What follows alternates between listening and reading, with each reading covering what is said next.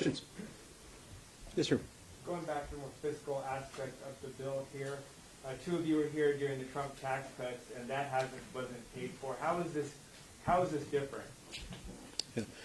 We have never, there have been debates back and forth about whether, to what extent, in what circumstances, dynamic scoring is acceptable. There are a lot of people who see legitimately that a tax code adjustment is different than a spending package, where you're talking about how much money people make that they get to keep, and you can consider dynamic scoring in that. We also have a long history of seeing that some tax policy changes.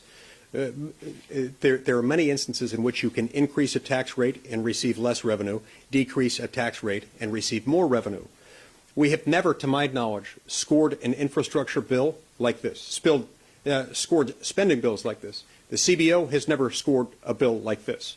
And so I don't think that is a model that we have built, and I also don't think it's a reliable revenue source. Anybody want to add to that? As soon as I was here, the CBO would not put a dynamic score on the tax measure that made American tax system more competitive. I would argue it worked. Had it not been for the COVID recession, I really think by this point in time, because we had such a strong economy, for two reasons.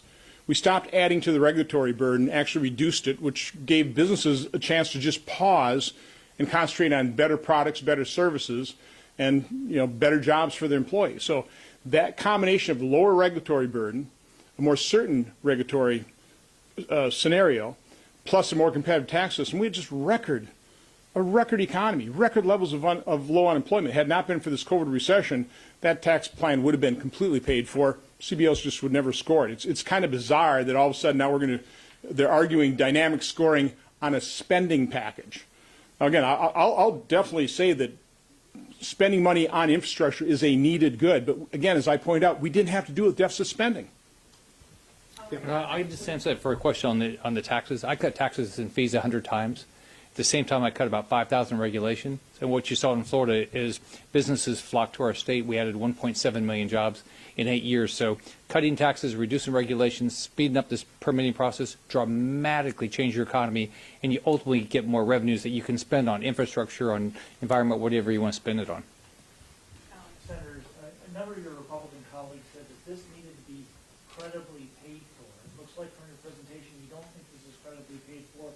Yet some of the same Republicans are saying they're going to go or indicating they're going to go ahead and vote for this. What happens here? How did we get here?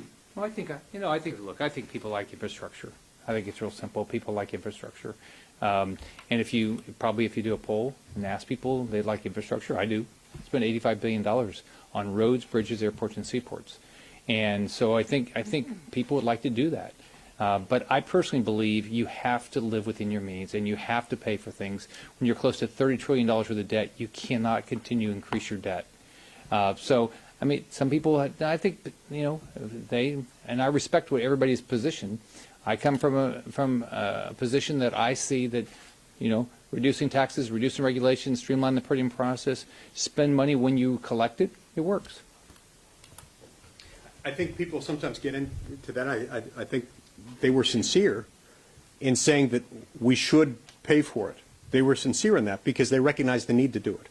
They recognize that the debt and the rising deficits and the mounting debt that we've accumulated is not just a future problem. It's a present problem. We're seeing inflation, the likes of which we haven't seen in decades. And I strongly predict that by the time the latest inflation numbers come out, just a week or two from now, we're going to see that it's even worse than we've predicted so far. So I think that's why they were so committed to the idea of paying for it. They genuinely understood that, and their commitment to it was sincere.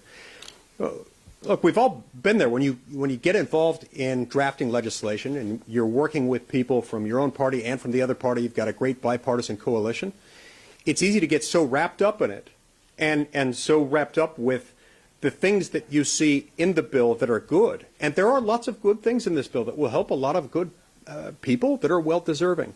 Sometimes when you get so wrapped up in that, it's easy to lose sight of the fact that the pay-fors are fake.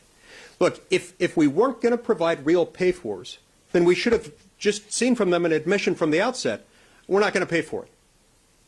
Instead, they said it's going to be paid for. And then they released it and said it is paid for. Only there are some asterisks next to that, some footnotes, that reveal that according to a lot of research that's been done on it, as much as half of the pay-fors are just fake. All right. Thank you very much.